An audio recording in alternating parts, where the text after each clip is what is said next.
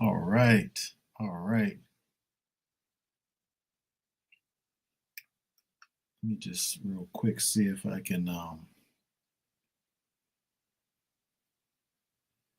hear everything okay on here before I get going. Hold on one second here. I should have did a mic check myself first, but let me just see.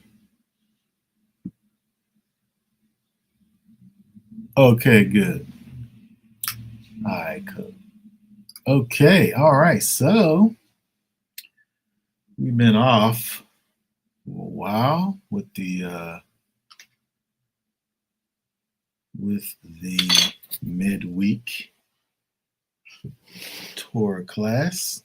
Been lacking, but we're back. So before we get to going over here, I guess there ain't that many people here anyway, but let's see here. If you can, go ahead and share the video. Go ahead and share that video. Like it. Subscribe. You probably already subscribed if you know that we're here, but tell your people to subscribe to the video so we get these subscribers up. We already hit that 1K mark. So we excited about that. We want to go on to the 2K. All right, but anyway, as we begin to go ahead and get started here, this week's tour portion. This week's tour portion is Terumah. And with the midweek, we'll look at up to half of the portion for the week, and then we'll just save the second half for Shabbat. But again, with the midweek, we'll look at up to the to half of it. So this week we're starting at Exodus 25 verse 1, and it goes all the way up to 26 and verse 30. 25:1 through 26 and 30. And we won't read the whole thing. We'll read a little, talk about a little, read a little more, like that. So let's see here, if we go over, I'm gonna go ahead and put up the JPS in the text over here. Of course, we typically use the scriptures version as the official version of the Rebbe Cod, but for these midweeks, we like to look at these Pentateuchs, at the Pentateuch here. Probably can't see it because of the blur thing. Sorry. But we're looking at the Pentateuch, which essentially is the JPS. So I'm gonna go ahead and read. Let's see what I'm gonna read from verse 1. I'm gonna read down to 10. Hold on, let me put it up on the screen for us here. Put it up on the screen.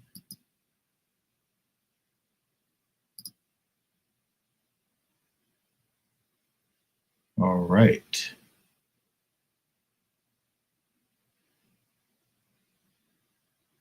You want to read 1 through 9. And Yahweh spoke unto Moses, saying, Speak unto the children of Israel, that they take from me an offering of every man whose heart makes him willing. You shall take my offering, and this is the offering which you shall take of them: gold and silver and brass and blue and purple and scarlet and fine linen and goat's hair and ram skins dyed red and seal skins and acacia wood, oil for the light, spices for the anointing oil and for the sweet incense, onyx stones and stones to be set for the ephod and for the breastplate. And let them make me a sanctuary, that I may dwell among them, according to all that I show thee, the pattern of the tabernacle and the pattern of all the furniture thereof, even so shall you make it.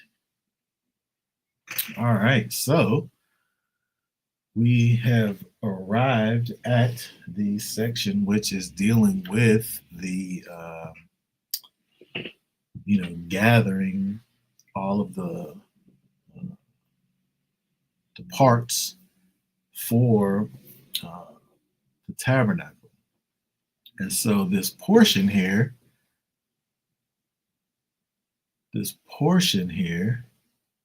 making a sanctuary.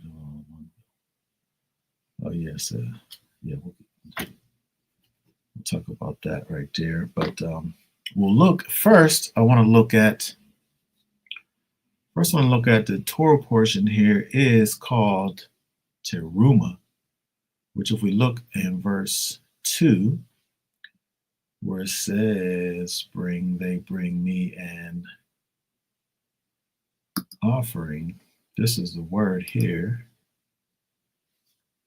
Click on this here.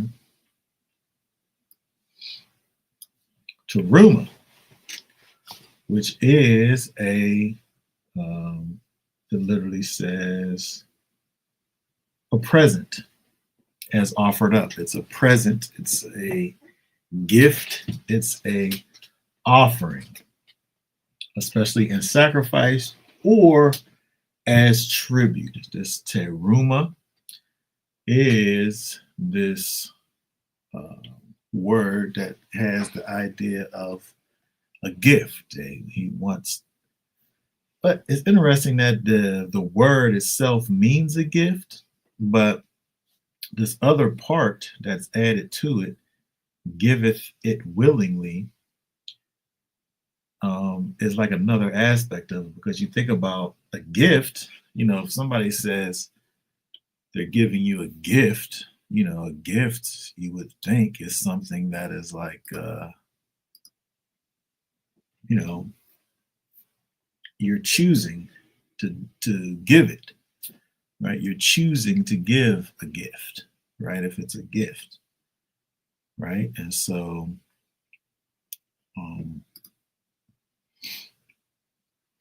it in and of itself seems like it's a thing that's given willingly, a gift. But sometimes terumah is something that is commanded. And so we have the caveat added here, which is giving it willingly. Giving it willingly, that word there is nadab and pel, to volunteer, to offer freely.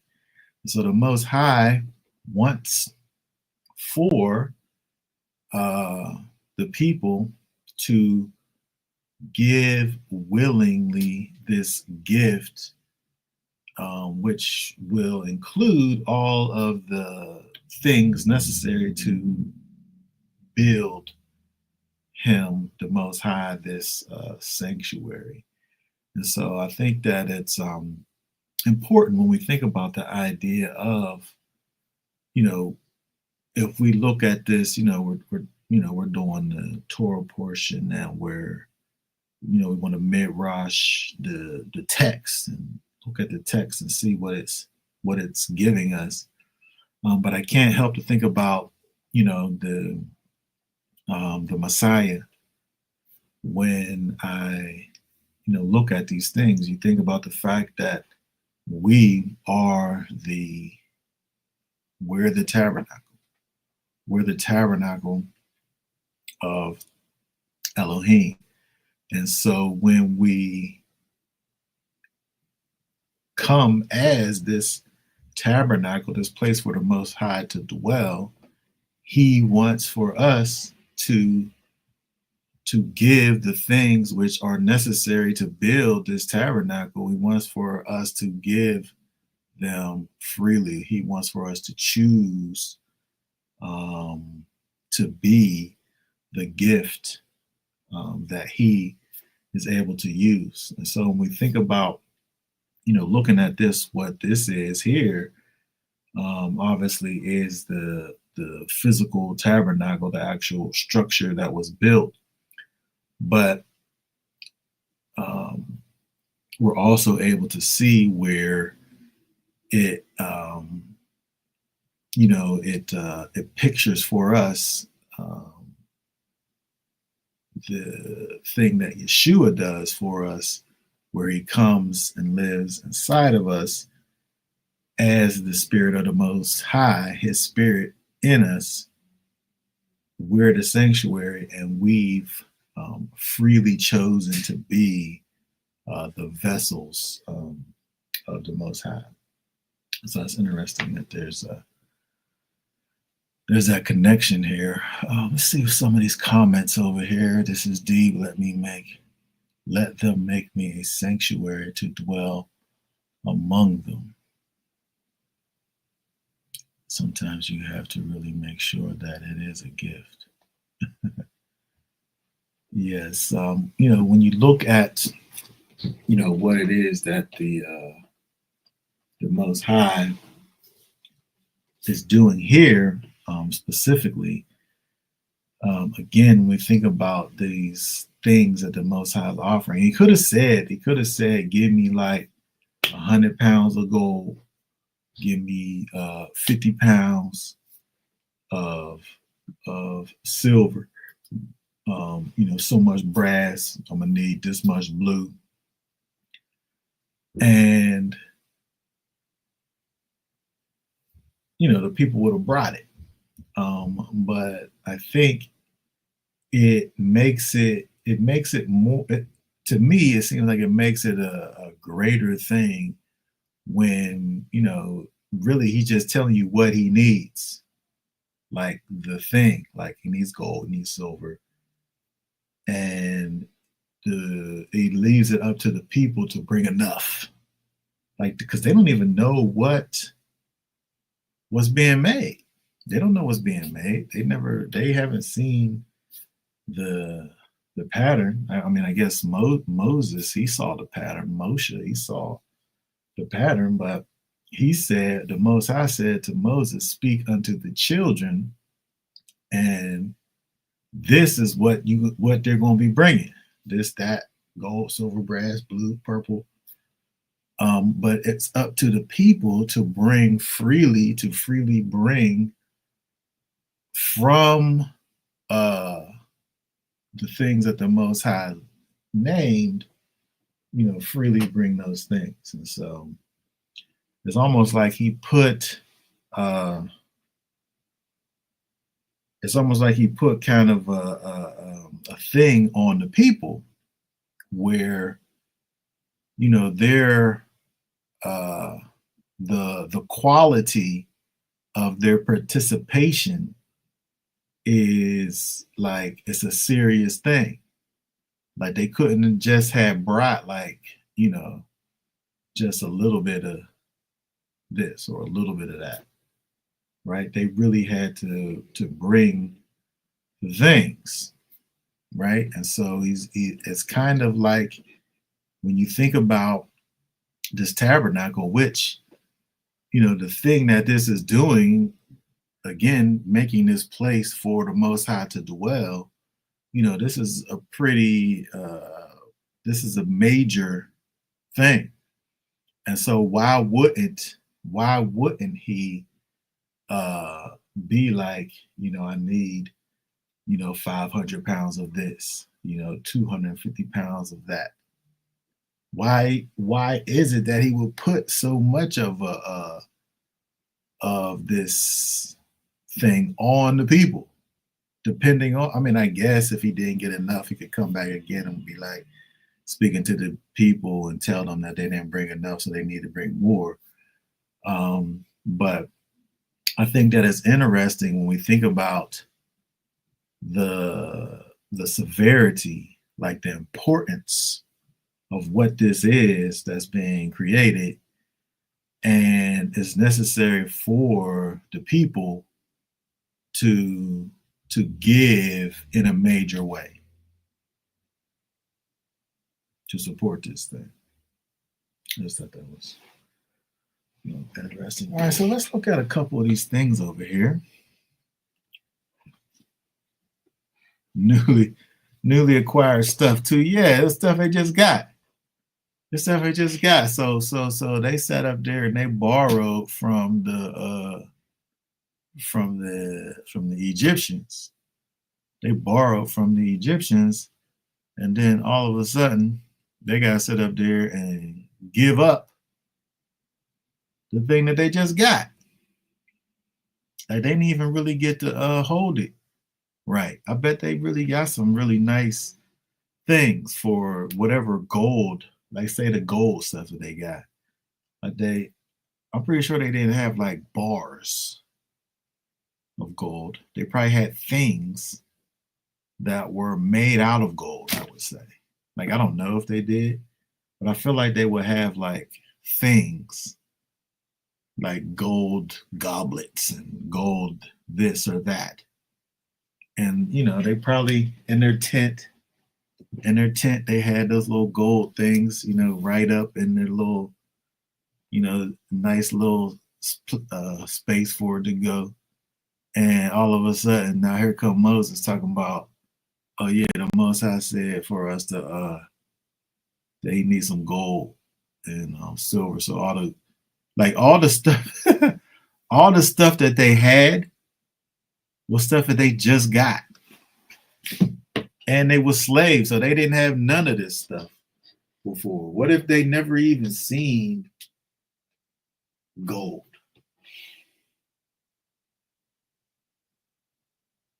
You talking about these people? These people were slaves, and the way they was acting, you could tell that they was like fully slaves. They didn't have no recollection of the Most High prior to their slavehood. For the most part, that's how I feel like these people was acting. And so they were slaves is all they knew. And then now, all of a sudden, they get all of this stuff. Like each of them, they all got a whole bunch of stuff. And then the Most High is like, I'm gonna need that for this place over here that I'm gonna build for you gonna build for me to dwell. Like that is that's Terumah. That's a sacrifice. That's interesting. The offering. The offering is a sacrifice. It's a sacrifice, right? It's not like it wasn't a situation where, yeah, I got this. It ain't nothing. I got this. Here, go ahead, take this. All you want. That it ain't really the same thing. Or it's like, man, this is my favorite. This is my favorite silver goblet. And I love drinking my sweet tea out of this. They probably was drinking like some jasmine tea or some kind of like some fancy spice tea or something out of their brand new silver goblet. And then that's the first time they ever even had a goblet. And the Most High like, yeah, I'm gonna need that. It's like they're paying them back for the freedom. It's like they're paying them back. I mean, I guess. I mean, to them, really, it is. It kind of is a payment. The Most High wants for this place to be put in, this place to be put in place, but it's going to cost something from the people in order to do it. And this is the price. This is the price. All right, so let's keep on going. Let's look at a couple more things over here, because if we go, let's see, if we go down to, there's a couple interesting little things here. Let's go over to verse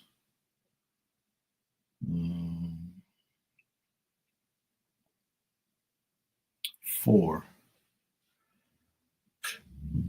Look at verse 4. Verse 4, where it says blue, purple, scarlet, linen, goat's hair. So again, he just wants these things. He just wants these things. And so these are just going to be, I feel like these are just going to be like colors, like dyes, I think. Let me see. What does blue say? Yeah. Okay. Yeah. So these are just going to be colors. Like I need these things so that I can make colors, these various colors. So this here is this cerulean muscle. That is the color violet obtained, therefore, of stuff dyed thereof blue, or tekelet. Tekelet.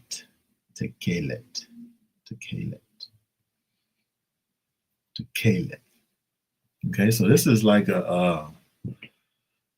some kind of a mussels, like a crustacean or something. Like it's something that they get from from out of the water, or something that gives it this blue. I wasn't gonna look at the blue, but the blue is kind of an interesting thing, because mussels, like we don't eat mussels, right? So it's not something that we would consider to be, it's not clean, right? It's not clean. It's not something that we eat, right? And so, but I guess we're not eating this. This is being used for dyed skin, purple. Let's look at the purple now. Just what is it? Foreign color purple. I don't really say. I don't really say what it is. Wool dyed purple, or the red purple was featured in the high priest's clothing. Let's see here. Decorative features such as it was the color of purple cloth which covered the altar. Clean. So that's really just saying purple. But what I wanted to look at was this over here, because this is something that we see still right now. What's this? Tola. What? Wait a second.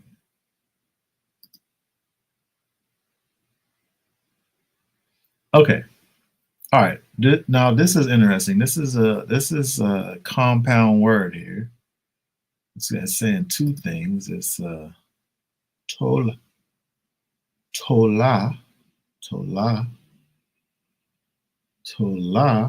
which is a maggot. It's a maggot, specifically often with ellipses of the crimson grub, but used only in this connection of the color for it. Okay, so it's this worm, it's this maggot, it's this bug.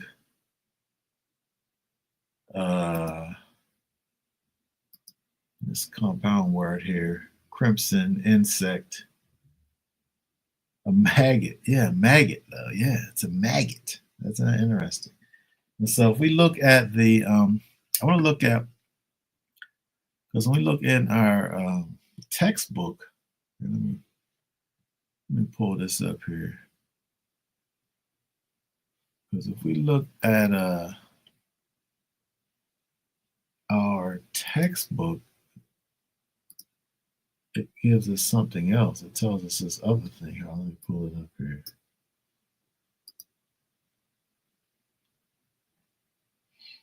Let me see if I can make this bigger.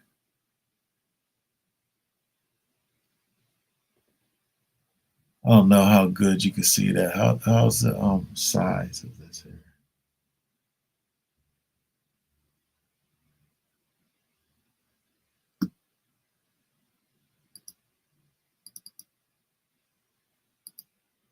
Okay, if we look over here at Scarlet.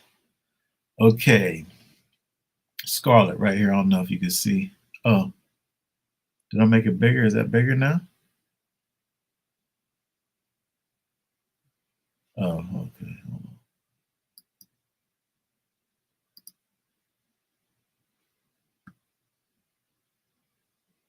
on. Okay, good. Okay, here. We can do one more. Here. Okay. All right, so Scarlet. You see over here where my cursor is. I don't know if you can see. Oh, yeah, you can't see it. Scarlet. Literally, worm of shining from its brilliant hue. The worm referred to is the cochineal insect.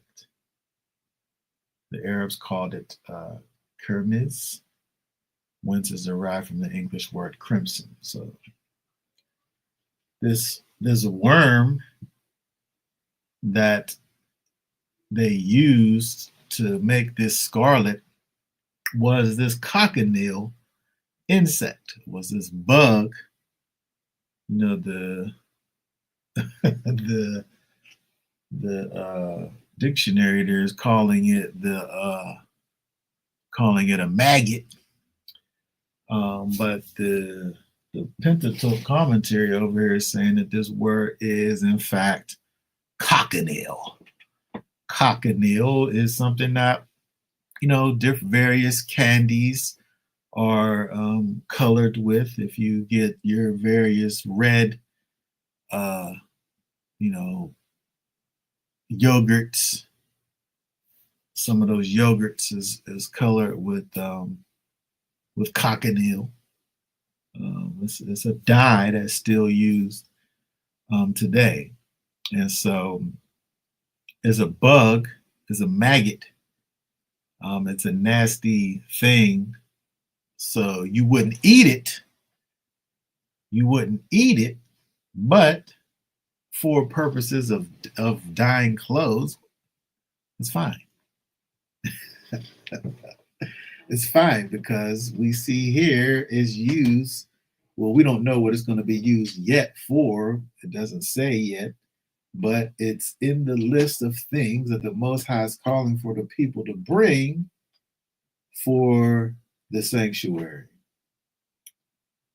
The materials for the sanctuary, they include these things that we, you know, that we wouldn't eat, like this cochineal bug, like these seal skins, right? In verse 5, it talks about these ram skins, the ram skins dyed red, and seal skins, or badger skins. This takash, possibly a species of sea animal common in the Red Sea. Jewish legend explains it as a unique animal which existed only in the time of Moses. So they're saying it's this thing that's kind of must be extinct at this time. Well, they think that it was extinct because they're saying that it's legend, but it's this Takash, this badger's skin. So this is another thing. And so again, you wouldn't eat this thing. But he's not talking about bringing this stuff together for a meal, right? He's talking about bringing this stuff together for the materials that are used for the tabernacle. And so again, wood. You know what I mean? Nobody's sitting there eating wood either, or gold or silver for that matter. And so, it's interesting when we think about the idea of these quote unquote unclean things being used for the building of the tabernacle. But, these things aren't food items, right? They're not things that are used for the purposes of eating, right? They're not food items. And again, also, when you think about where's my cursor? When you think about the idea that, again, is the sanctuary that's being made, the sanctuary, the place where the Most High is going to dwell. He's making this place. He's making this tabernacle. He's calling for the people to put together this place.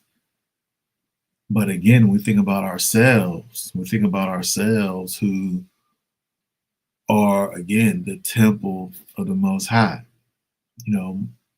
We humans, humans, as far as eating are concerned, you can't eat humans. You can't, humans exist, at times. In this time, humans could have clean and unclean status, right? As a person. But when we think about us in this day and age, when the things that classified us as clean or unclean in a process that we may have went through in order to regain a state of cleanness, these things are gone away. These things are gone away. The processes that was necessary for one that was unclean to become clean, those processes are, unreachable to us in this day and time. But yet and still, we remain as the tabernacle. The Most High don't come and dwell inside of us and then leave, and then come back, and then leave, and come back again. Because the interesting thing is, we didn't look at this because they don't talk about it yet. But when you think about here, let's go here. Hold on. Let's go over to let's read something else here. Hold on a second here.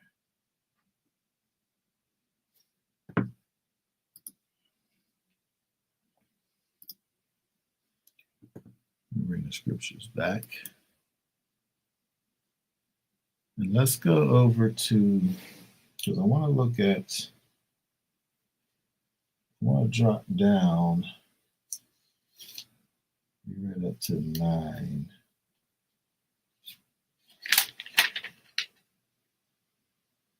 Okay, let's see. We'll read from 10 We'll read from 10 to 16. From 10 to 16. Let me put this up here.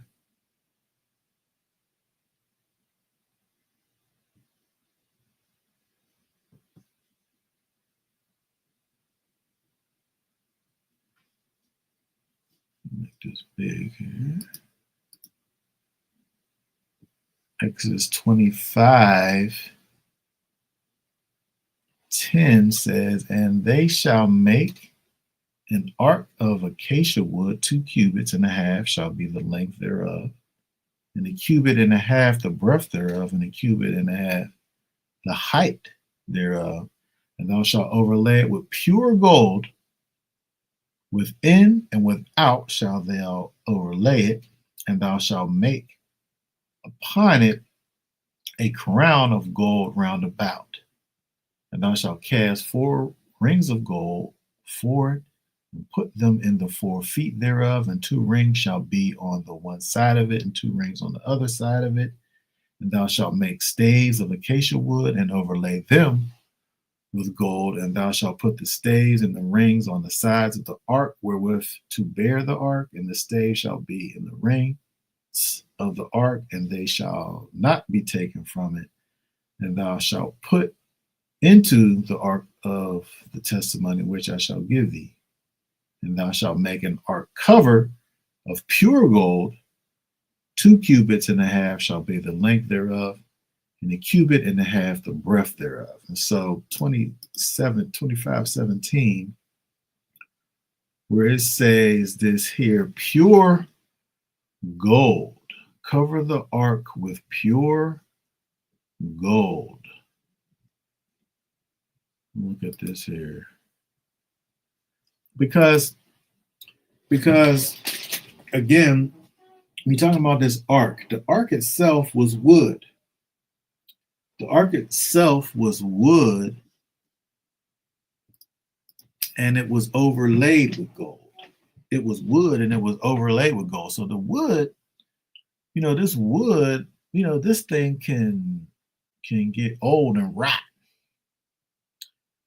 right? Because it's just wood, right? It's this thing that, just left to its own, just by itself, it would just dry up and, rot, become brittle or whatever. So it's this thing that's kind of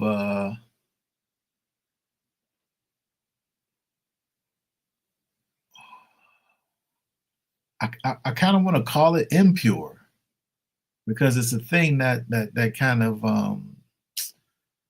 that deteriorates. But then now you overlaying it with gold, though. You're overlaying it with gold, so it's kind of it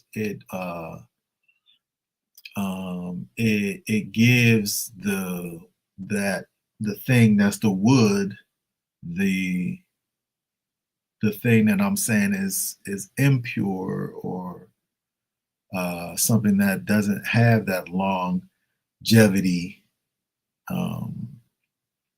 that's unstable, that could be feeble, over time.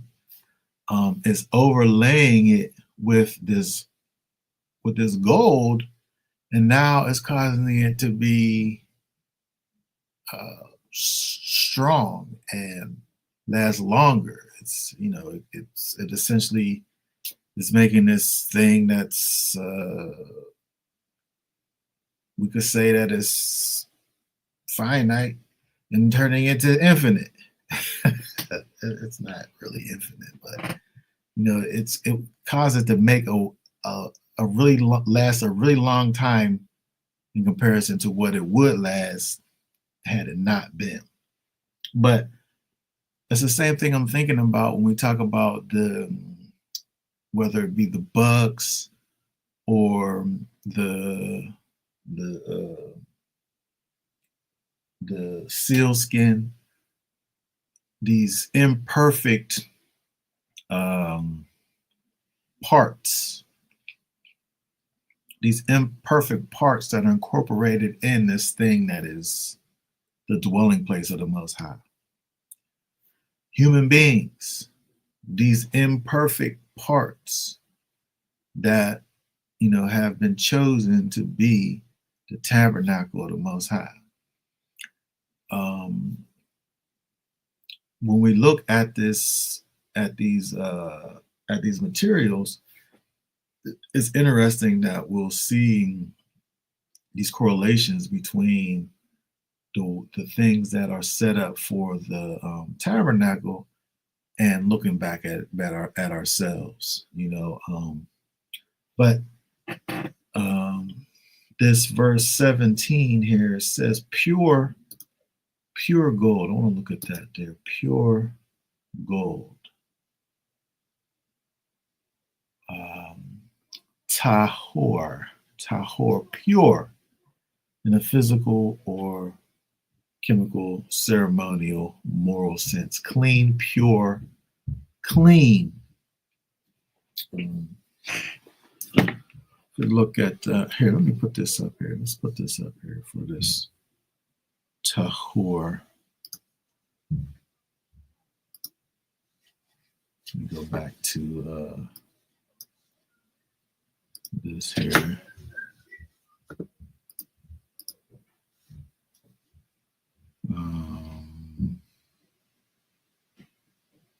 Oh, here it goes. Let's see here. I'll make this bigger so I can see it.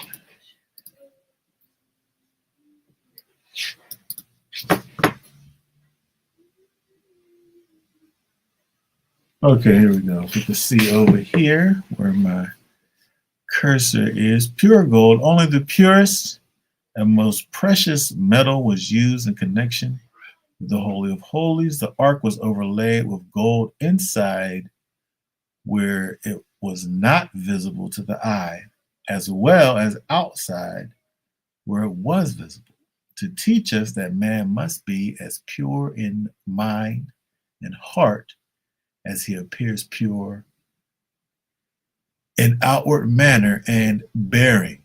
Especially, it is the duty of a scholar, continue the rabbis, to be inwardly what he pretends to be outwardly. Okay, so when you think about the tabernacle, again, the tabernacle being this space where, when they put this thing together, they begin with the innermost things. When it starts talking about the ark, that's the inside. That's the bottom. I mean, at the inside, the very thing at the beginning that it talks about is the innermost place. It's the innermost place. You can't get no deeper than that. And so that didn't really have to be gold, because nobody's going to even see that part, right? Why's the fanciest part the part that you never even see that part?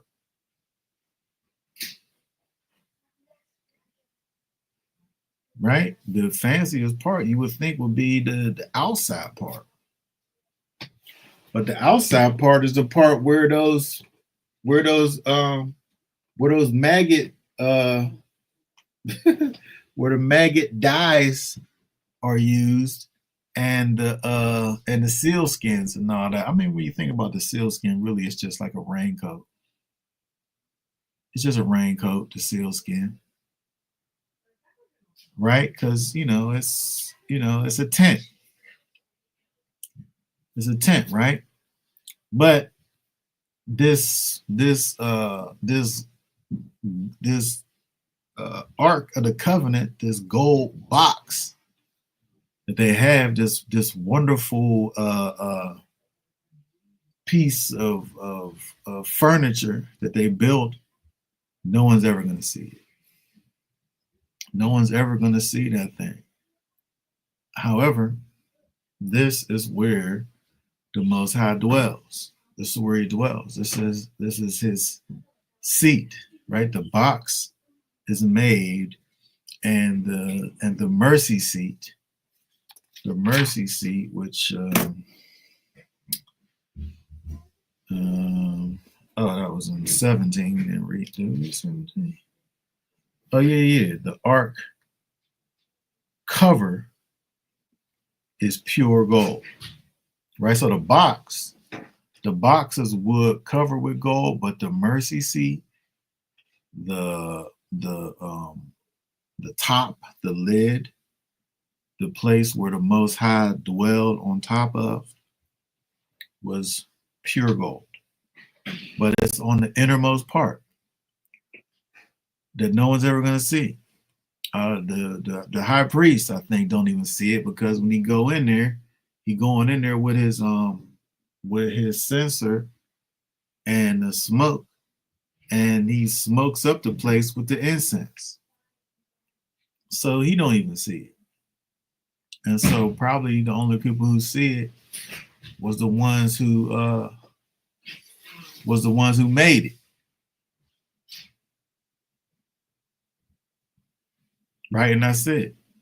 Because other than that, it's on the inside, and the high priest will go in there once a year, but he going in there with the incense smoke, and nobody and it's not looking at it. But when you think about the spirit of the Most High, he comes and he dwells on the inside of us, right? He comes and he dwells on the inside of us. And just like in John, let me just pull it up.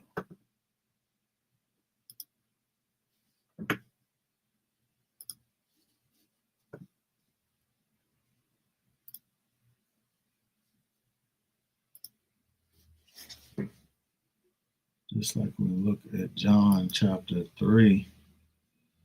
Oh, wait a second. There ain't no John in the JPS. Let's switch versions here.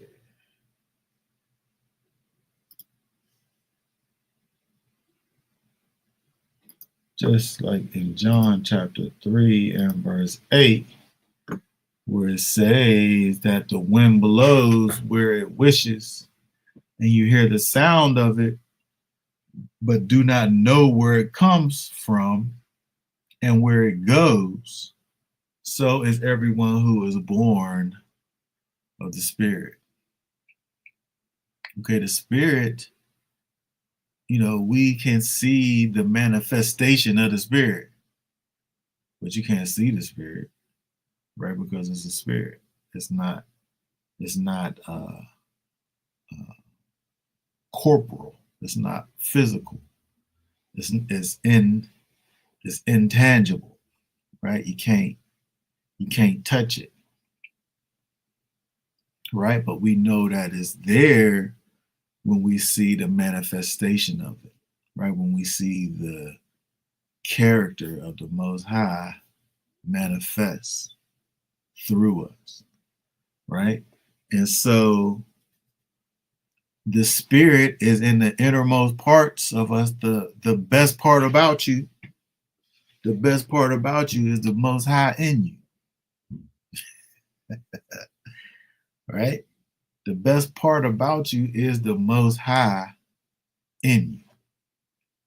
It don't got nothing to do with you, right? It's the Spirit of the Most High in you, right? And so it's the same thing when we look over here. If we go back over, let's see here. Let's go back to Exodus 25, 17. It's the same thing when we see the Ark of the Covenant, this wonderful gold box with this magnificent cover, pure gold, sit on top. This place where the spirit and the presence of the Most High dwells, the mercy seat. Let's see if we look here on verse 18, and you shall make 2 cherubim of gold, make them of beaten work at the 2 ends. The lid, I don't know why somebody's ringing the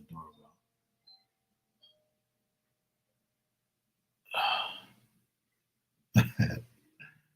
All right, hold on a second. Seriously, this is interesting.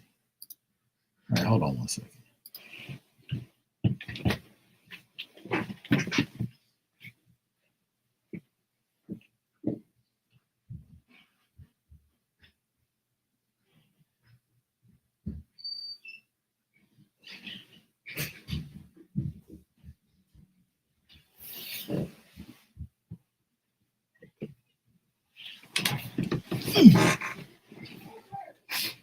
Okay.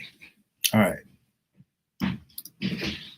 Okay. So, like I was saying, we look at the tabernacle, the mercy seat. Oh, yeah, that's what I was going to read in verse 18. And you shall make 2 cherubim of gold, make them with beaten work at the 2 ends of the lid of atonement, and make 1 cherub at one end and the other cherub at the other end. Make the cherubim from the lid of the atonement at its 2 ends. And the cherubim shall be spreading out their wings above, covering the lid of atonement with their wings, with their faces toward each other, the faces of the cherubim toward the lid of atonement. And you shall put the lid of atonement on top of the ark, and put into the ark the witness which I give you. All right, so it talks about this lid that that was the covering for the box, the mercy seat, as it's called, the kaparot, which is the mercy seat, the place where the Most High dwells. Again, when the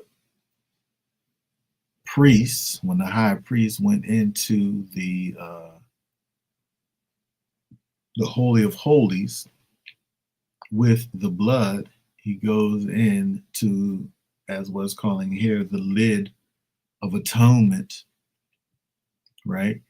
And this is where he, sprinkles the blood. And so it's interesting when we think about, this whole idea of it doesn't talk about it here in this Torah portion, but we see where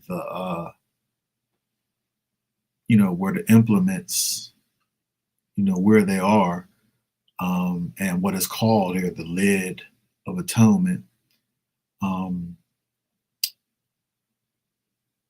It's interesting when we look at, I guess we got to go back. We go back to verse 9. Verse 9, where it says, according to all that I show you, the pattern of the dwelling place and the pattern of all its furnishings. Look here in this verse 9. This word pattern, tabnit, is the structure. It's the structure. By implication, a model. Resemblance, figure, form, likeness, pattern, similitude. This is a pattern of something. This is the pattern of something that the Most High has given this pattern to Moses, to Moshe, to create this earthly rendition, this earthly depiction of um, something from the heavenlies.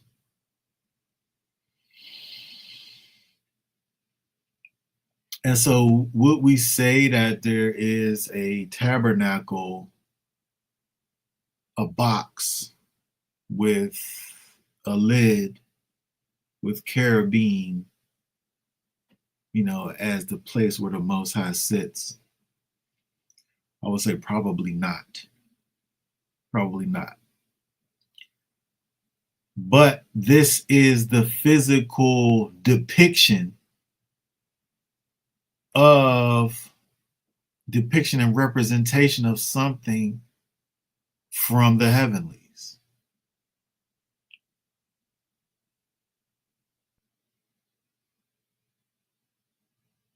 Right? Because when we think about the Most High, he's, the heavens of heavens are unable to contain him.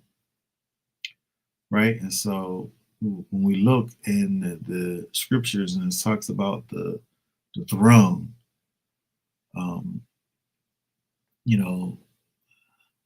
the Most High can't be sitting on the throne, because a throne is a container, and a Most High is too big for a container.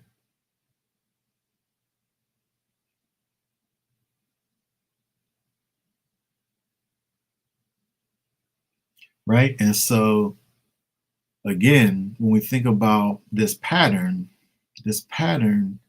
again, I'm saying, is a representation.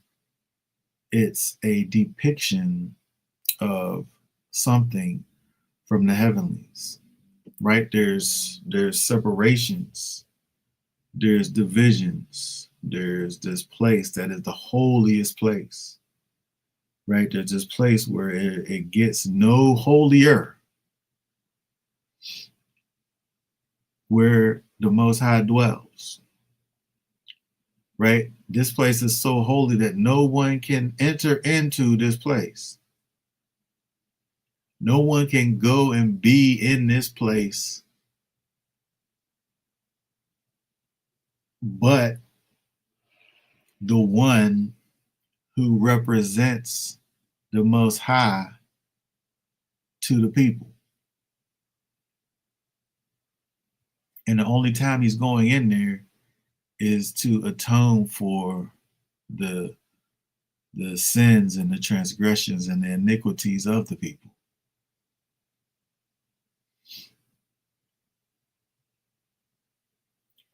And then when you think about where it talks about in Hebrews, when it talks about Yeshua going into the tabernacle that is not made with hands.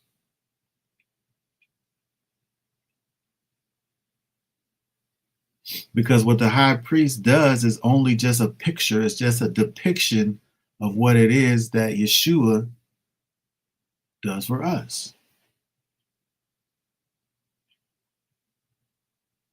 And so again, when we talk about this idea of a pattern, it's a pattern, it's a depiction, it's showing us something, it's helping us to understand the idea of holiness, the Most High, separation, set apartness. It's helping us to understand these things, and it's giving us a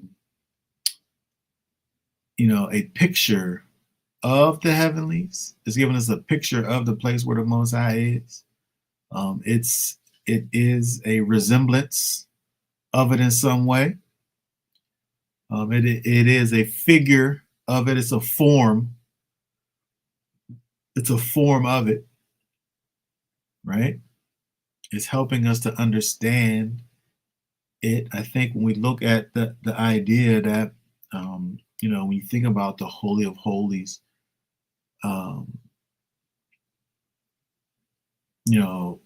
it's like unto, like we were saying before, it's like unto the spirit. It's like unto the Ruach HaKodesh in us. That place where it's not a place where you can go and and touch it, where you can't touch it, right? It's untouchable, right? It's the innermost place. And I think that's interesting when you think about it, because it's kind of like in a place where it it can't be uh, it can't be kind of defiled by the outside world, right? There's too many layers. There's too many layers to even get to it. The outside world is way out there. When you think about the tabernacle, right? The tabernacle was in the middle of the camp, right? So you got the camp all around. You got the outside of the camp, right? And that's where the other people was at. I'm saying not Israel, but the other people was outside of the camp. But you got to come inside the camp, and then you got to come to the midst of the camp. And then you got to come inside of, you got to enter into the tabernacle, the courtyard, and the holy place, and the most holy place, all the way to get to, where the Most High dwells. And so the outside can't penetrate that, right? It don't touch that stuff that goes on out there. If there's things that happen on the inside, the people get to a particular place where they if you got leprosy, you had to get outside of the camp,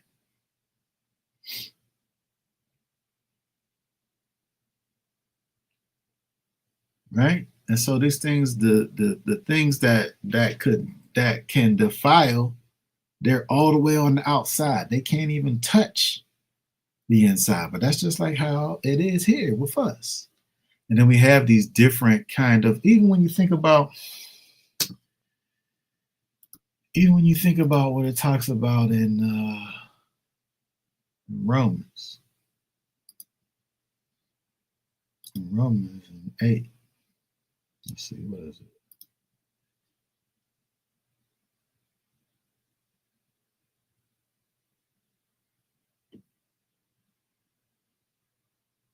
Okay, so we look at Romans 8 and 5. For those who live according to the flesh set their minds on the matters of the flesh.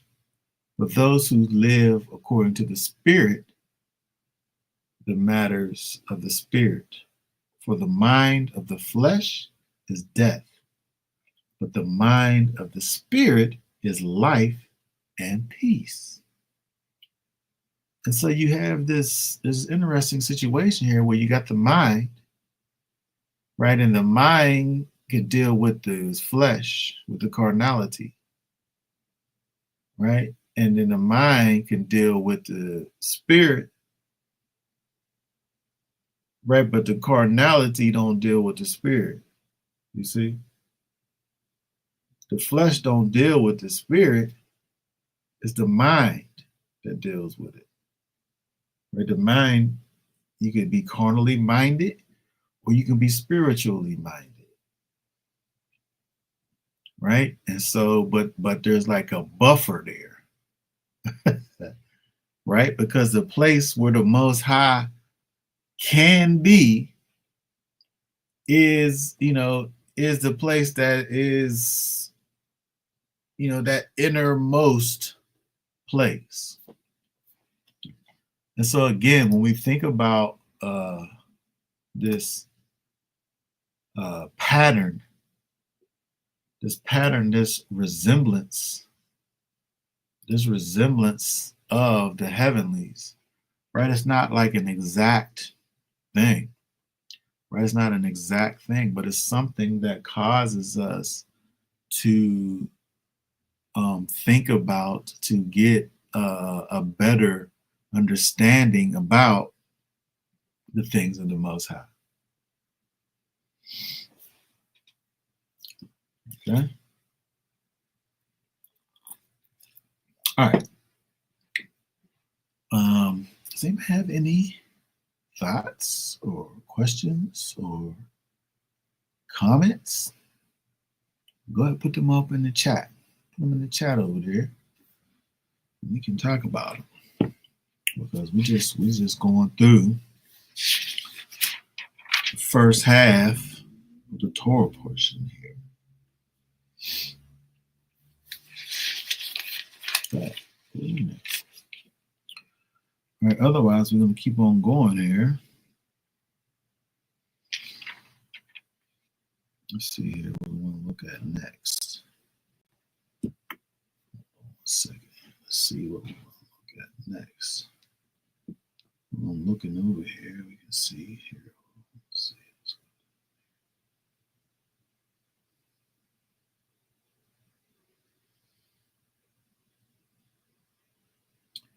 All right, let's go over to.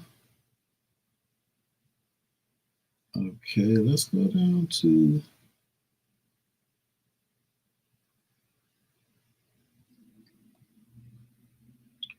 Oh, that's what I wanted to look at. Let's go down to 23.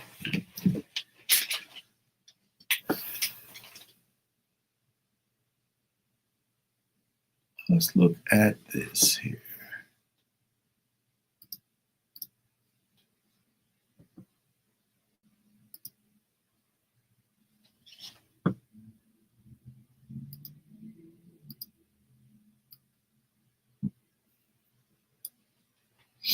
Okay, 23.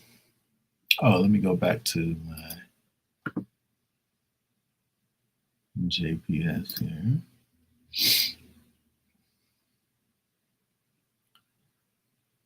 Okay. And there shalt make a table of acacia wood. 2 cubits shall be the length thereof, and a cubit the breadth thereof, and a cubit the half, cubit and a half the height thereof. And thou shalt overlay it with pure gold, and make thereto a crown of gold round about. And thou shalt make unto it a border of a handbreadth round about. And thou shalt make a golden crown to the border thereof round about. And thou shalt make for it 4 rings of gold, and put the rings in the 4 corners that are on the 4 feet thereof. Close by the border shall the rings be for places for the staves to bear the table. And thou shalt make the staves of acacia wood, and overlay them with gold, that the table may be borne with them. And thou shalt make the dishes thereof, and the pans thereof, and the jars thereof, and the bowls thereof, wherewith to pour out. Of pure gold shalt thou make them. And thou shalt set upon the table showbread before me all way.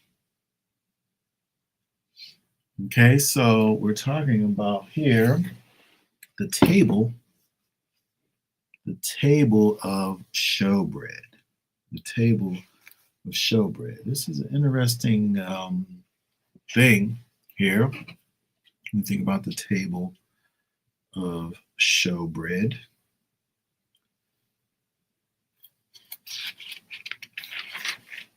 And when we look at it here, it doesn't go into, at this point, the actual bread, like the 12 loaves that they took and they put on. Let's see, hold on 1 second. the rings, the ark, the mercy seat.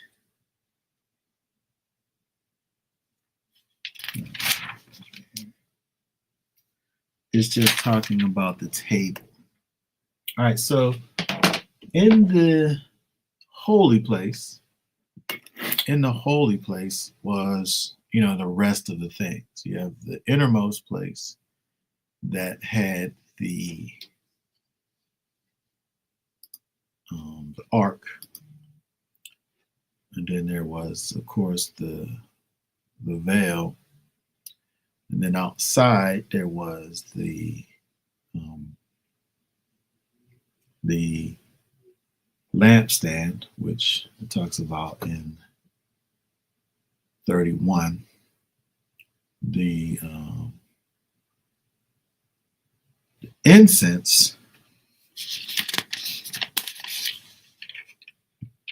Incense was there, and this here table of showbread, and so they made the tables as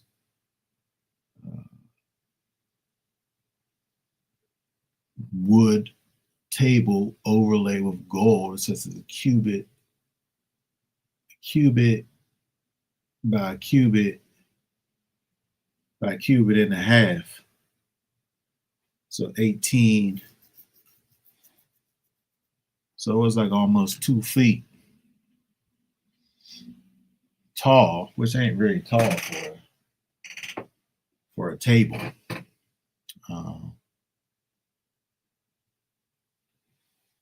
But it was overlaid with gold, and then it had the stacks of bread.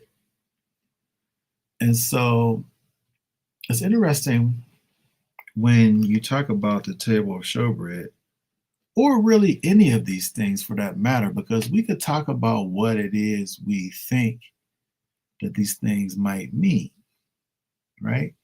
But the scripture don't really say the table of showbread signifying this, right? It tells you what it is. They're really, with the bread on the thing, it sat there, as kind of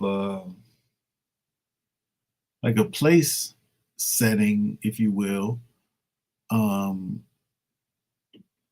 then the old was taken away. I think actually the priests would be able to have the taken away the week old showbread, and it would be replaced with new. But you had the 2 stacks of 6. They're the 12 loaves of the showbread that sits on the table of showbread. It's almost like you had this place set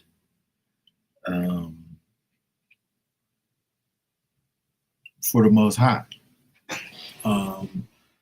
There's 12 there. It could easily be something that represented Israel, right? That's the easiest thing to think about. It represents Israel. There's 12 tribes. There's the 12 loaves that sit there as those that are set apart. These loaves were set apart unto Yahweh. These loaves were set apart unto Yahweh.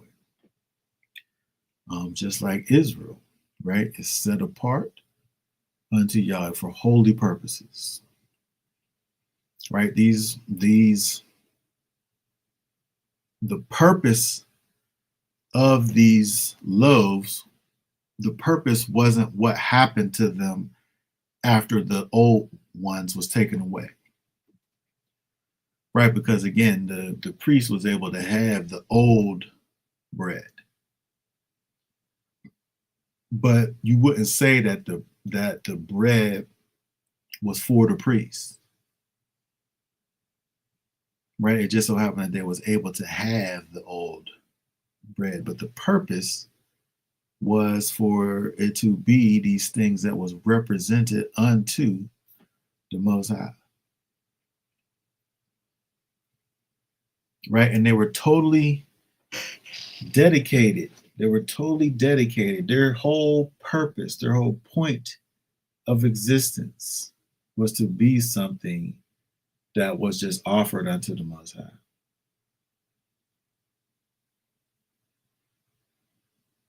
For his purposes, right? It didn't have no other purposes, right? They may have met these other needs, right? Kind of as just as a consequence, right? It just so happens that when they was old, instead of just being thrown in the trash, the priest was able to have it, right? The priest was able to have it, but its purpose was unto Yahweh.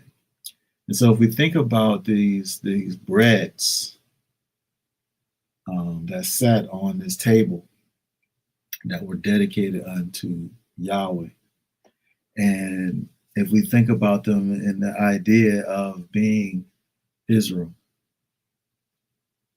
right? Israel's purpose, its sole purpose, the people of the Most High's sole purpose is to be unto Yahweh. Like this is what we're here for. To be unto Yahweh. Right? Everything that we do in our life should be unto Yahweh. Right? The things that we do that we think may not have anything to do with Yahweh, we should do unto Yahweh. Which, when you really think about it like that, it probably might perhaps cause you to behave in a particular way. Right? It might cause you to behave in a particular way, because if you're doing everything that you do unto Yahweh, there's probably some things that you ain't gonna do. Like there's some things you can't do unto Yahweh.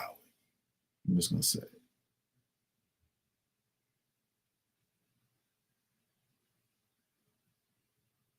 I'm just gonna say it. There's probably things that you can't do unto Yahweh. Right? So maybe we don't do those things. Right? Oh, what's this? I got a question over here. What heavenly pattern do you think the 12 loaves represent? I think that's kind of what I'm thinking about. That's kind of what I'm thinking about in terms of these 12 loaves, because when you think about the number 12, right? It's Israel, right? It's Israel. Yeshua chose 12 disciples. I feel like 12 originates with Israel, right? Where it's something where it helps us to think about Israel, right? Think about the people of the Most High, right? And let me find out there's leaven in these cakes. Let me find out there's leaven in these cakes, because I can't remember. I feel like it is. What y'all saying over here? You can't do anything. You can't do everything unto Yahweh. No, you can't. Is that the joining together of him and his people? You talking about the 12 cakes? It's a meal setting. It's a meal setting. It could be a meal setting. You could think of it as a meal setting. You can think of it as, if it's a meal setting, you have the idea of kind of this communion, right? Then now you have this communion thing happening, right? Where it's the um, the the possibility, the communion made ready. You have the table, and you have the victuals, right? The bread, the sustenance, right? Yes, joined together the tribes. And so, yeah, somebody look, because it's not in this portion. I don't think it's in this portion where it talks about the cakes. I don't think we read that there. It's just the table for the bread. Don't talk about the bread, I don't think. And I feel like that bread, if that bread got leaven in it, it's the people. It's just people. That's what I'm saying. It's already 12. It's already given me the people Israel vibe from the 12. And if it got leaven in it, I feel like that takes it, right? Let me see over here. Because it's interesting. I'm going to look over here what these rabbis talk about, because they said something interesting that I wanted to.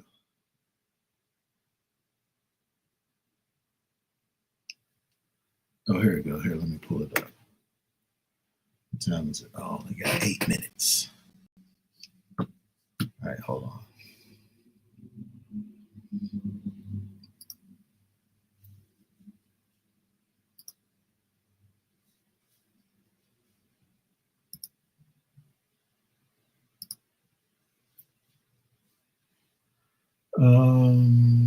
The ark.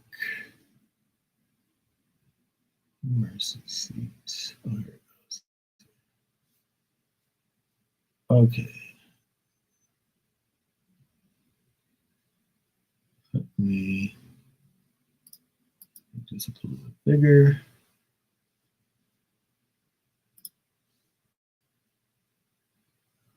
Okay, the showbread.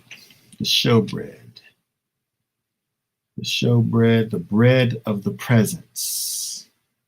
The bread of the presence. Oh, sorry.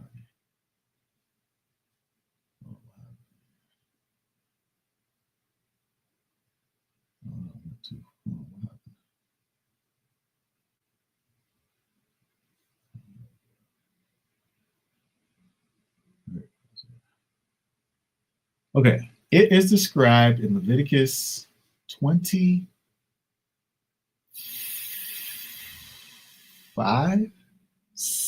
4, 24, 5, and 9, where it is said to have consisted of 12 loaves of wheat and flour, corresponding in the number of the tribes of Israel.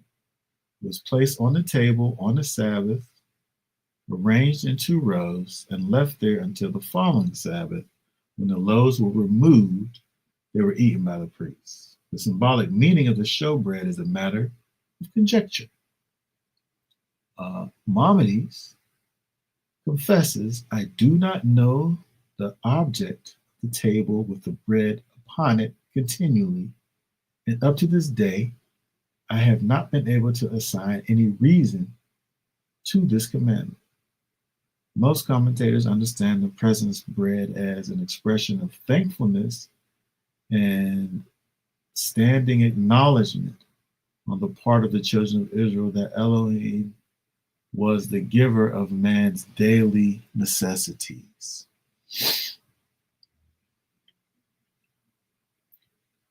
Okay, what'd you say? I would think it's unleavened because it lasted a whole week. Hold on, let me see.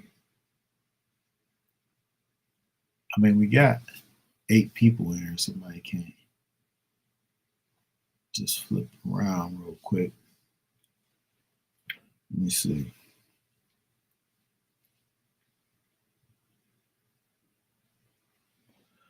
Because I think that when we look at this, to me, you saying, "Oh, picture of his provision." Yes, it's a picture of his provision. He's,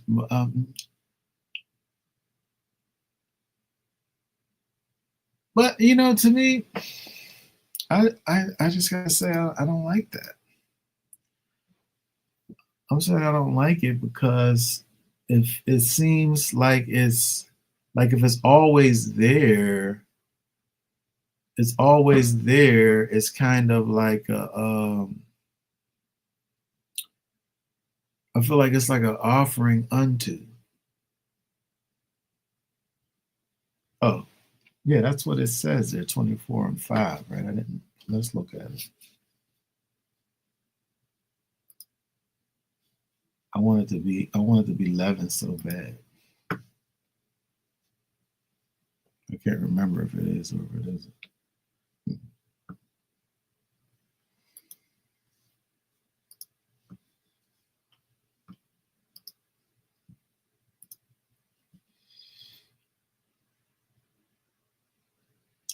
Okay. Fine flour, bake 12 cakes thereof, 10 parts of ephah shall be one cake. You shall put them. Oh man, it's 11. All right, it still could fit the scenario if it's 11. I just want to say. Set them in 2 rows, 6 in a row on the table. You shall put pure frankincense with each row, and it shall be the bread for a memorial part, even an offering made by fire unto Yahweh. Every Sabbath day you shall set it in order before Yahweh continually. It is from the children of Israel an everlasting covenant. Okay.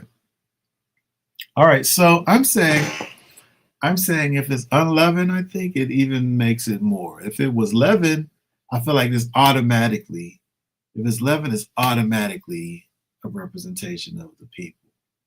Because we have leaven in us, right? But now that is unleavened though. It's just a picture of this purified, sanctified people purposed towards the Most High.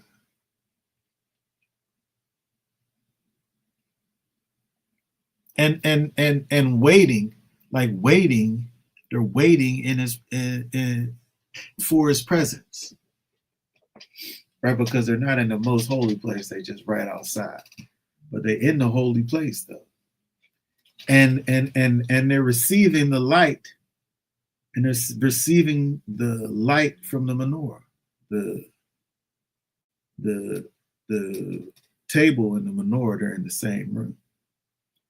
Right? And so Israel's receiving the light, continually receiving the light from the menorah, purposed unto Yahweh, perpetually. They never leave. They're forever in the wake of his presence.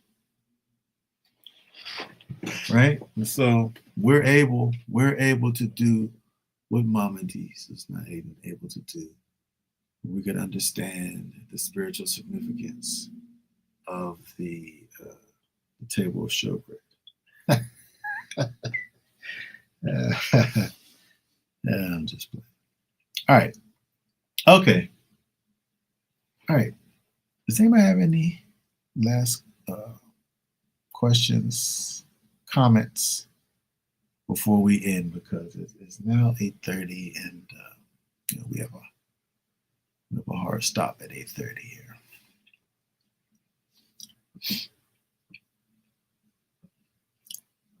Okay, if not, I appreciate all of you who came and all of you who participated.